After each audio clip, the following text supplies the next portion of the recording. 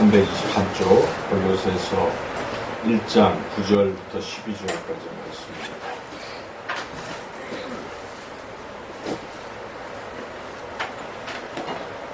한 목소리로 하나님 말씀을 같이 공독하겠습니다. 이로써 우리도 듣던 날부터 너희를 위하여 기도하기를 그치지 아니하고 구하노니 너희로 하여금 모든 신령한 지혜와 총명에 하나님의 뜻을 아는 것으로 채우게 하시고 주께 합당하게 행하여 범사에 기쁘시게 하고 모든 선한 일에 열매를 맺게 하시며 하나님을 아는 것에 자라게 하시고 그의 영광의 힘을 따라 모든 능력으로 능하게 하시며 기쁨으로 모든 견딤과 오래 참음에 이르게 하시고 우리로 하여금 빛 가운데서 성도의 기업의 부분을 먹기에 합당하게 하신 아버지께 감사하게 하시기를 원하노라. 아멘. 계속해서 골로새서에 나온 바울의 기도를 함께 은혜를 나누고 있습니다. 바울이 골로새 교인을 위해서 기도한 기도의 제목들이 한 7가지 정도로 우리가 나눠볼 수가 있는데, 첫째는 하나님의 뜻을 알게 해주십시오, 이런 기도를 했습니다. 하나님의 뜻을 알게 해달라. 우리도 하나님의 뜻 알기를 잘 갈망하고 나는 정말 하나님 뜻대로 살고 싶은데 그 뜻이 무엇인지 모르겠습니다. 저에게 뜻을 보여주시고 또 알려주시고, 이렇게 우리가 기도할 필요가 있습니다. 무엇보다 먼저 하나님의 뜻을 알아야죠. 뜻을 모르고 살 수는 없죠. 두 번째로 또 기도했던 것은 하나님을 기쁘시게 하는 그런 삶을 살게 해달라. 나 주님의 기쁨 되기 원하네. 그런 열망을 가지고 내가 말하는 것, 또 내가 행동하는 것, 이 모든 것들이 항상 하나님을 기쁘시게 하는 그런 모습. 그래서 그렇게 하려면 하나님 주께 합당해야 하는 것, 즉 하나님의 자녀답게 이렇게 사는 모습들, 그렇게 살게 해달라고 기도한 것이죠. 오늘은 이제 세 번째로서 여기 10절에 중간에 나오는 대로 모든 선한 일에 열매를 맺게 하시며, 선한 일에 열매를 맺게 해달라, 이런 기도죠. 선한 일에 열매를 맺게 해달라. 한마디로 선행을 하는 사람이 되게 해달라, 그런 거죠. 선행의 그 결과가 있고 선행의 열매가 있네요. 착한 일을 하는 사람이 되게 해달라, 이런 기도입니다. 착한 일, 악한 일을 하는 게 아니라 착한 일을 하는. 그러니까 우리가 기도할 때 하나님, 제가 착한 일하고 살게 해주세요, 이런 기도할 필요가 있는 거예요. 악한 일을 자꾸 악한 말을 하고 욕을 하고 이런 사람이 아니라 선한 말로 이웃을 격려하고 이렇게 선한 일을 하는 사람이 되게 해달라, 이렇게 기도를 해야죠. 그런 기도를 지금 바울이 골로새 교회 성도들을 위해서 한 것이죠. 이번에 어느 이제 장관 후보들이 청문회를 하는, 청문회인가요? 인사청문회 하게 되는데 미리 이제 뭐 그런 문제점들을 막 지적하는데, 그 가운데 한 지적이 1년에 생활비로 5억을 썼다, 이런 분이 계셨죠. 그래서 우리 서민들이 생각할 때는 참 평생, 한 5억만 가져도 우리가 평생 산다고 생각하잖아요. 5억을 가지고 평생 산다고 하는데 1년에 생활비로 쓸 수 있다. 돈이 많아서 뭐 그럴 수도 있겠다 생각하지만, 돈이라는 것이 그렇게 흥청망청 쓰라고 주어지는 것이 아니지 않습니까? 돈은 선한 일에 써야 되는 것이죠. 그래서 돈이라는 것은 내 것이라기보다도 나는 청지기다, 관리자다, 이런 의식을 갖는 게 크리스천입니다. 그런 면에서 참 우리나라에도 좋은 사람들이 많이 있지만, 유명하게 최근에 떠오르는 사람 중에 한 사람이 빌 게이츠입니다. 빌 게이츠는 세계에서 제일 부자죠. 빌 게이츠가. 그가 가진 돈이 뭐 800억 불, 그래서 환산한다면 100조 이렇게 되는 거죠. 100조. 근데 그분이 그렇게 제일 부자인데 그 중에 3분의 1을 기부를 했다는 것입니다. 대단한 거 아니겠어요? 3분의 1. 거의 뭐 한 30조쯤은 기부한 거예요. 자기 돈 중에 그 돈은 기부를 했는데 아프리카의 이 빈곤 퇴치, 또 아프리카의 전염병을 다 없애야 된다. 앞으로 2050년이 되면은 세계의 이 어린이들의 10분의 4가 아프리카라는 것입니다. 그만큼 지금 아프리카는 자꾸 아이들을 많이 낳고 젊어지고 있다는 것이죠. 그런데 거기에 전염병이 창궐하고 빈곤하고 지금도 굶어 죽는 어린이들이 아프리카에 얼마나 많이 있습니까? 그런데 그런 데에다가 돈을 쓰는 거죠. 빌 게이츠가 참 훌륭한 것이죠. 빌 게이츠가 그런 결심을 하게 된 것은 그 어머님이 선생님이셨는데 늘 아들에게 야, 너는 돈을 벌면 가난한 사람들을 위해서 쓰라. 이렇게 늘 말씀을 하셨는데 듣질 않았습니다. 빌 게이츠가. 그러다가 어머님이 암 투병하시고 그래서 돌아가셨어요. 그래서 그때부터 그가 어머니의 말씀 따라서 결심을 하고 그렇게 이제 착한 일을 한 것이죠. 많은 기부를 한 것이죠. 그래서 우리가 돈이 있다고 흥청망청 쓰는 그런 사람과 한 돈을 가져도 자기가 쓰지는 않고 이렇게 남을 위해서 쓰는 사람, 참 얼마나 이렇게 비교가 됩니까? 하나님께서도 나중에 그렇게 착하게 산 사람들에 대해서 하나님이 칭찬하시겠죠.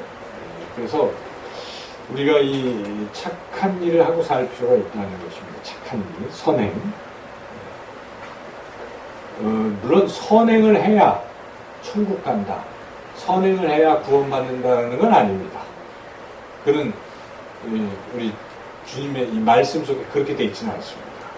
그래서 에베소서의 말씀을 보면 행위로 구원받는 게 아니라고 분명히 못 박아 말씀하고 있는 것이죠. 그래서 에베소서 2장 8절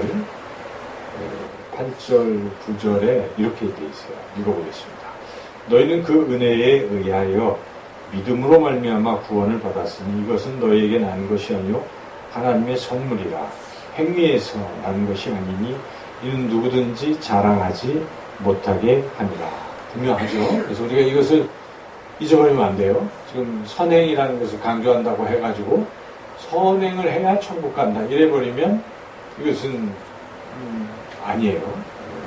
그래서 하나님의 은혜로 단지 우리가 예수를 믿었다는 믿음으로 우리는 구원받고 하나님 나라 백성, 자녀 또 하나님 나라 가는 것입니다. 그래서 이것은 분명 은혜라는 것이죠. 하나님이 주신 것이다 하는 것이죠.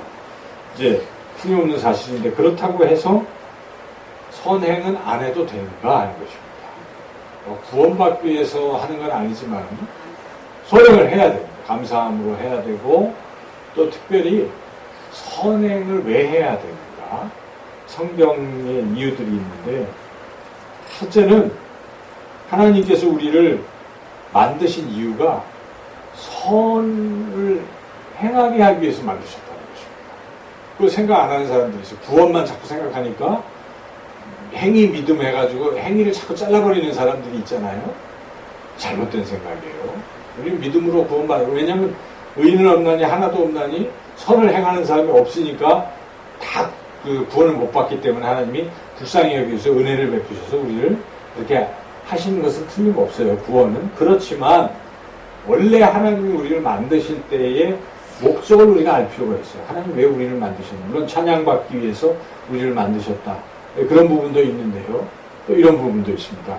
그 에베소서 2장 8절, 9절의 그 은혜로 구원받는다고 했잖아요. 그런데 10절이 어떻게 되는지 한번 찾아서 읽어보면 좋겠어요. 에베소서 2장 그 앞으로 가시면 에베소서 2장 10절 말씀을 한번 같이 한번 읽어보겠습니다. 8절, 9절 그렇게 말씀을 한 후에 10절 같이 읽겠습니다. 우리는 그가 만드신 바라 그리스도 예수 안에서 선한 일을 위하여 지으심을 받은 자니 이 일은 하나님이 전에 예비하사 우리로 그 가운데서 행하게 하려 하심입니다. 어떻습니까? 그렇죠. 분명한 거예요. 하나님이 우리를 만드실 때는 선한 일을 하라고 만드신 것입니다. 그렇죠? 그래서 우리는 선한 일을 해야 돼요. 뭐 선한 일을 해서 구원받으려고 하면은 구원을 못 받는 것이지만, 항상 늘 생각할 때 하나님이 원하시는 것은 선한 일을 하는 것이다. 이거는 알아야 돼요. 그렇죠? 그래서 우리가 선한 일에 힘써야 됩니다. 우리 기독교가 선행을 강조할 필요가 있습니다. 너무 이게 뭔가 잘못된 어떤 교리에 빠져서 믿음과 이 행위를 너무 대조적으로 보고 있는 거예요. 근데 그렇지 않습니다. 그죠? 믿음과 행위는 뭡니까? 동전의 양면과 같다라는 걸 우리가 잊어버리면 안 돼요. 야고보서에 봐도 뭐라고 합니까? 행위가 없는 믿음은 죽은 믿음이라고 하기 때문에, 믿음은 곧 행위를 낳는다. 아까 말씀하신 감사해서, 은혜에 감사해서 행위가 나타나는 거예요. 열매가 나타나는 것이기 때문에 행위를 약화시켜서는 안 됩니다. 우리가 선행을 해야 됩니다. 착한 일을 해야 된다는 것인데, 첫째 무엇 때문에 착한 일을 해야 되겠습니까? 만드실 때 착한 일을 하라고 만드셨다는 것입니다. 둘째는 이제 창조 다음에 또 다음 단계가 무엇입니까? 구원입니다. 구원. 그렇죠. 창조주는 성부 하나님, 구원주는 성자 예수님. 그렇잖아요. 구속주.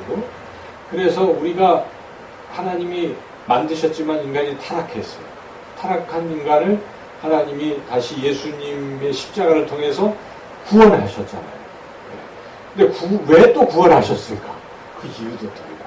왜 하나님이 우리를 구원하셨을까? 예수님을 통해서 거룩한 아들들이 되게 하시려는 것인데, 또한 그 목적이 디도서에서는 디도서 2장 14절에서는 이렇게 말씀하고 있는데 제가 읽어보겠습니다. 그가 우리를 대신하여 자신을 주심은 모든 불법에서 우리를 속량하시고 우리를 깨끗하게 하사 선한 일을 열심히 하는 자기 백성이 되게 하려 하심이라. 분명하죠. 기도를 통해서 하나님 말씀하시는 게 무엇입니까? 우리를 왜 구속하셨는가? 왜 구원하셨는가? 선한 일을 하는 하나님의 친백성 되게 하려 합니다. 그러므로 우리가 이 선행이라는 것을 무시해서는 안 돼요. 구원의 열매만 따먹는 사람들이 있어요. 나 구원받아요. 항상. 그거 아니잖아요. 왜 구원하셨어요? 선한 일을 하게 하려고 구원하셨다는 거예요. 하나님 우리를 왜 만드셨어요? 선한 일을 하게 하시려고 만드셨다.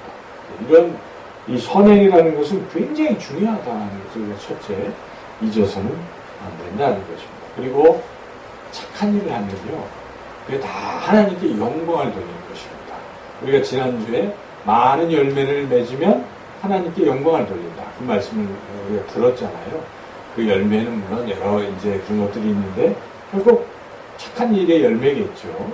그런 일들은 하나님께 영광을 돌린다는 것입니다. 예수님이 하신 말씀인데요. 마태복음 5장 16절에 예수님 이렇게 말씀하셨습니다. 이같이 너희 빛이 사람 앞에 비치게 하여 그들로 너희 착한 행실을 보고 하늘에 계신 너희 아버지께 영광을 돌리게 하라. 그렇잖아요. 그래서 우리의 착한 행실을 통해서 하나님께 영광을 돌리게 합니다. 우리가 착한 행실을 하면 이게 바로 하나님을 영화롭게 하는 것입니다. 하나님께 영광 돌리는 일이기 때문에 우리는 선을 행해야 돼요. 선한 일에 열심을 내고 선을 행해야 된다는 것입니다. 그리고 하나님은 선을 행하는 사람들에게 뭘 주셔요. 영광을 주시고 존귀하게 하시고 평강을 주신다는 것입니다. 베드로전서 3장 로마서 2장 10절에 사도 바울이 이렇게 말씀합니다. 선을 행하는 각 사람에게는 영광과 존귀와 평강이 있으리니. 그렇죠. 선을 행하는 사람, 선한 일을 하는 사람에게는 영광과 존귀와 평강이 주어진다. 물론 선을 행할 때 처음에는 힘들 수 있어요. 선을 행하면 고난이 닥칠 수가 있습니다. 그렇죠. 우리가 선을 행했는데 막 이렇게 욕을 먹고 핍박을 받으면 좀 기운이 빠지긴 하잖아요. 낙심도 되고 하지만 그거는 어찌 보면 필연적인 과정이라고 생각하셔야 돼요. 선을 행했을 때. 그러나 그런 일이 지난 후에는 마지막에는 뭐예요? 영광과 존귀와 평강이 주어지리라 하는 것입니다.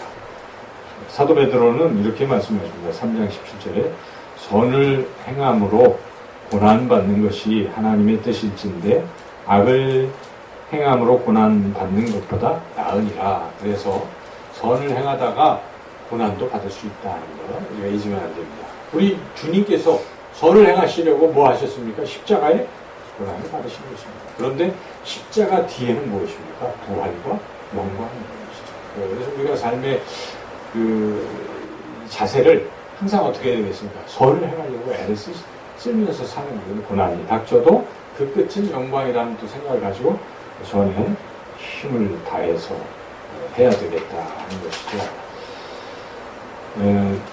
선한 일, 그렇다면 이제 선한 일이 뭐냐 이거죠. 선한 일이 뭘까요? 착한 일. 모든 착한 일이니까 우리가 악한 일이 아니고 착한 일. 구별할 수가 있어요. 이제 뭘 하든지. 그런데 성경에서 이 딱 선한 일이라고 지적한 말씀들이 몇 군데 있습니다. 크게 보면은 선한 일은 가난한 사람을 불쌍히 여기고 돌보는 것을 말합니다. 성경에서는 가난한 사람을 봐도 못 본 채 하는 것을 우리가 그 선행을 했다고 하지 않잖아요. 어려운 사람, 다 죽어가는 사람들을 못 본 채 하면 안 되잖아요. 그런데 바리새인들은 어땠습니까? 안식일이라고 병든 사람들 고치는 것도 못하게 하고 예수님이 그 병자를 막 안식일에 고치시니까 뭐라 그래요? 안식일에 뭐 일을 한다 하면서 걸고 넘어지잖아요. 그때 예수님이 아주 준엄하게 하신 말씀이 있어요. 야! 안식일에 악을 행하는 게 옳으냐? 선을 행하는 게 옳으냐? 말씀하시잖아요. 그래서 이 병든 사람, 아픈 사람들을 살리고 고치고 가난한 사람들을 도와주고 하는 이런 것이 다 선한 일이라는 것입니다. 어젠가 그제 뉴스에 깜짝 놀랄 만한 있어요. 대전에서 일어난 일인데 그 기사분이 갑자기 심정지가 온 거예요. 근데 그 탔던 사람들이 이 막 쓰러지고 있는데 자기네 공항 가는 거 바쁘다고 신고도 안 해주고 그냥 가고 그런 사람들이 가서 무슨 일을 하는지 몰라도 크리스찬이었다면 그게 참 애매할 거예요. 아니잖아요. 그건 아니죠. 아무리 바빠도 어떻게 해요? 그걸 해야죠. 자기가 뭘 놓쳐도. 생명을 살리는 것만큼 중요한 게 어디 있겠습니까? 근데 바리새인들이 그랬다는 것이고, 우리가 누가복음에 보면은 선한 사마리아인과 제사장 레위인 얘기 나오잖아요. 지금 강도 만난 거반 죽어가는 사람을 방치하고 뭐 가서 제사를 드리고 뭐 한다고 가려고 하고 있는 거 아니겠어요?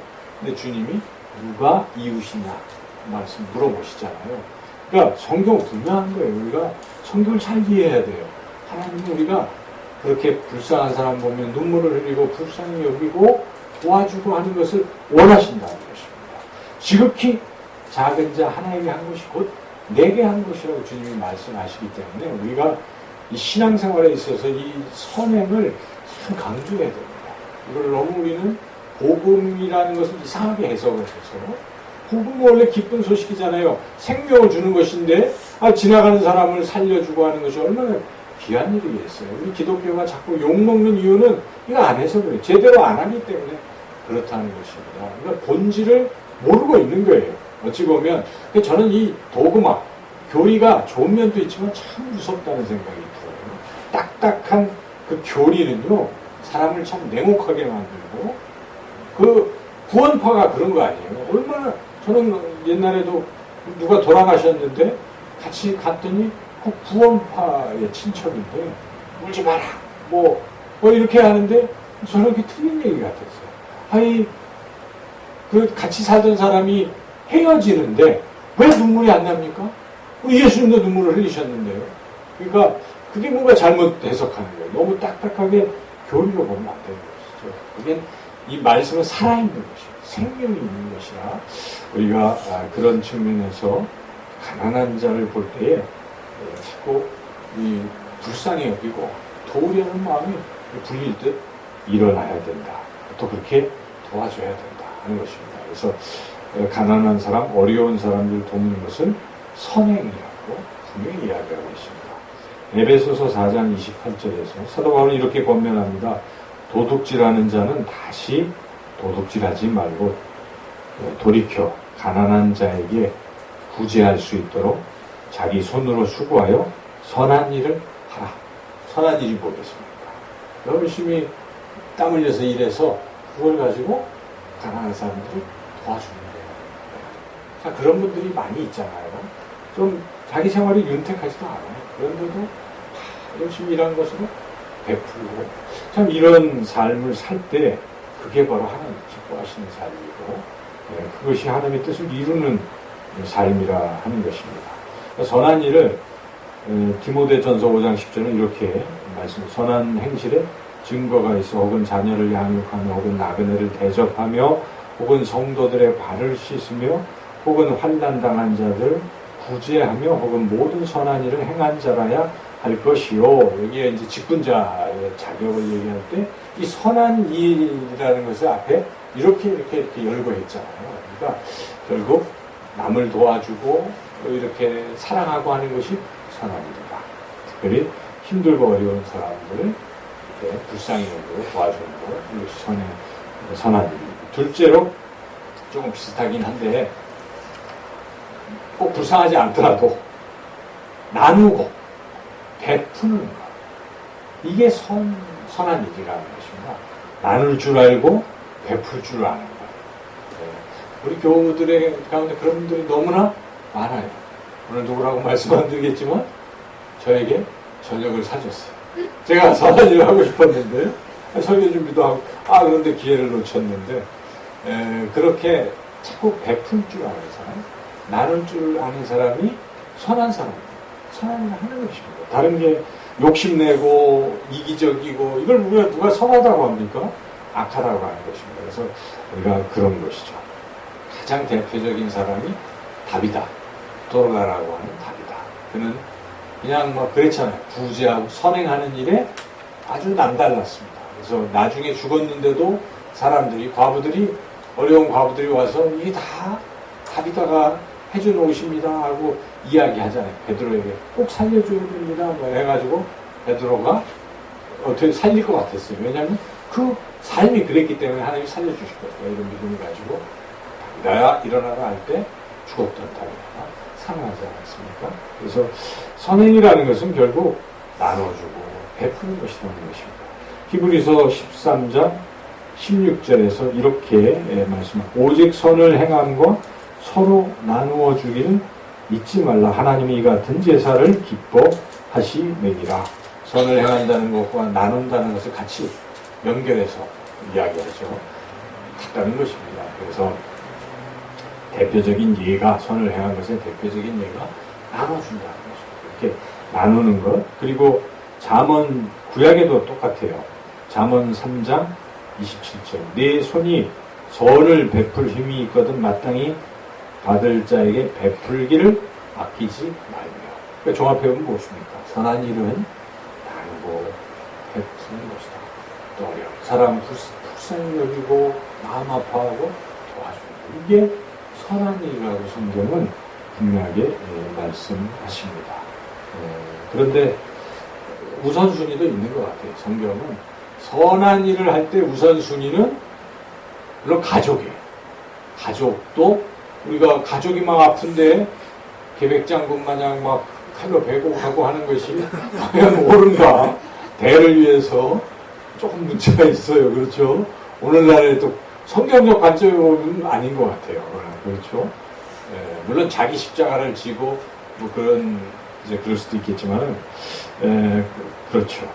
그래서 가족을 하는 사람은 악한 자라고 했습니다. 가족도 돌보지 않는 사람은 악한 자라고 했었죠. 목회자도 마찬가지입니다. 목회자도 가장이잖아요. 가족을 돌볼 책임이 있는 거죠. 근데 막 안 되죠. 자기가 그런 몰라도. 그 다음에 두 번째는 믿음의 지체들에게 자랑하는 것입니다. 믿음의 지체들.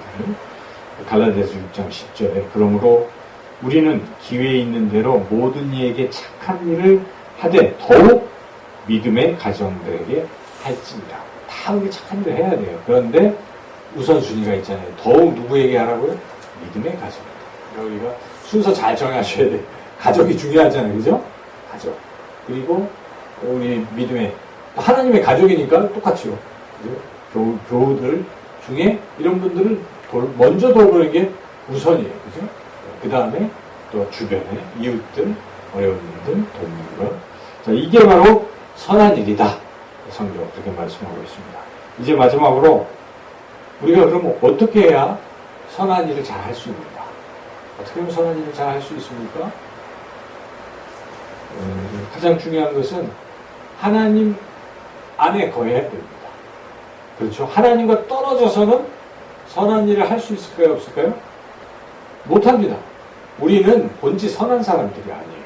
우리 악한 사람, 죄를 지고 악한 사람들이잖아요. 근데 선하신 분은 오직 한 분 누구이십니까? 하나님이십니다. 선하신 하나님. 그렇죠? 그래서 선에서 선이 나오는 것입니다. 예수님 말씀하셨어요. 네 마음에 쌓은 선에서 선이 나온다고 말씀했습니다. 악에서는 뭐가 나와요? 악이 나와요. 그래서 우리가 마음을 잘 다스려야 돼요. 마음이 착한 사람들은 말도 착한 말을 하게 되잖아요. 그리고 행동도 착한 행동으로 이어집니다. 근데 나쁜 행동을 하는 사람들을 추적을 해보면 마음에 딴 생각을 하고 있는 거예요. 계속 악한 생각. 어떻게 하면 남을 밟고 일어설까? 어떻게 하면 남의 거를 내가 빼앗을까? 어떻게 하면 뭐 남을 중상모략할까? 뭐 이런 생각을 하고 골몰한 사람들은 결국 그 일을 하잖아요.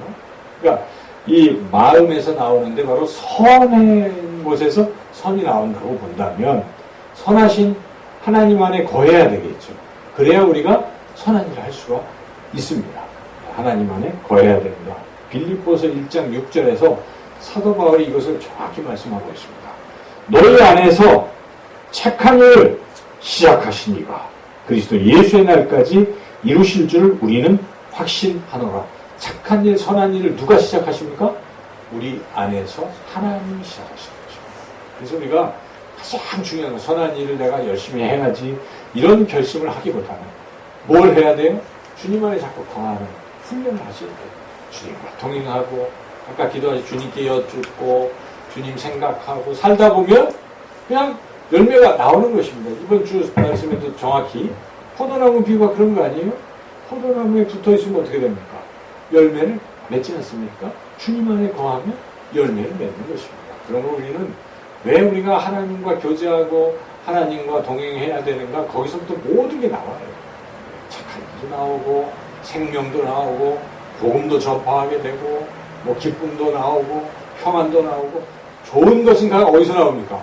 하나님께서 나오고 선하신 하나님 하나님과 연합하는 것만큼 중요한 건 없어요. 그래서 선한 일은 그렇게 우리가 맺어가는 것인데 그런데 이제 그 다음에 또 중요한 게 우리를 깨끗하게 해요.